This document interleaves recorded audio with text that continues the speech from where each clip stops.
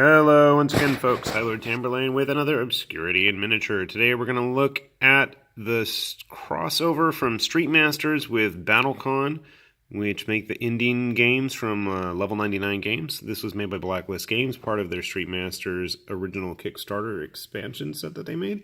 And it's just a bit of an obscurity because this, I believe, is the first time that any of the BattleCon War of Indians World stuff was ever put into miniature form.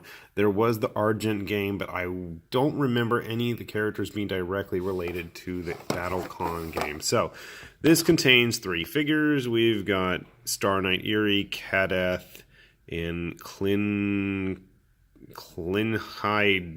8. I can't even read the text. I think that's right. Interesting looking sculpts. I'm a big fan of Indians. If you're not familiar with it, here, this is one of the starter or standalone card sets that they have.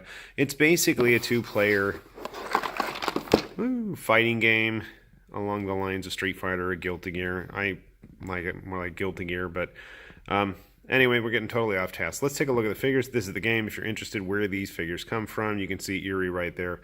Star Knight Eerie is based on her. So let's pop that open and see what's inside, shall we? So here are the contents of the box. We've got the ally/rival cards for each of the 3 characters. I haven't had a chance to really mess around with any of the allies or rivals. I've done absolutely terrible when it comes to playing Street Masters, and I don't think any of the allies are going to help, and I think the rivals are going to be even less of a benefit to me. So let's take a look at our figures here. So first up, let's take a look at Eerie here.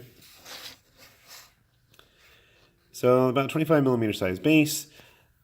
She's got a pretty well-defined look with her Sailor Moon style hair, big honkin' sword, and all kinds of, no, I guess that's all hair. That's some improbable hair. Not the greatest casting job, but then again, these are board game pieces, so I shouldn't complain too much. However, going back and taking a look at the art there, yeah, things are a whole lot nicer looking on the box. But we're not going to worry about that too much. Let's take a look at Clinhide 8 here. Now, I got to say, he's a little bit more well-textured. I can see where all his little blades and stuff are there. Some mold line is going to need cleaning. You can see he actually does have something of a face. You can see where his nose and his indentations for his eyes are. Again, we're going to need some cleanup on the back there. But I think he's going to be a little bit easier to paint than Eerie was. Eerie is going to be a challenge. It's very sloppy looking texture work there, especially on her front. And last but not least, we have Kadeth, who is crouching down here where I couldn't find him. You can see he's got a cool little monocle there. We're going to have some fun trying to clean those mold lines. It's going to be an issue for me because I'm not very good at it, but they're all over the place. At least the character has a very strong look. The original Street Master figures that came with the board game, I thought, weren't the greatest quality casts that I've received. There was a lot of work that was going to be needed. I'm going to pull those out and do a separate video, and then one of these days when I get a chance.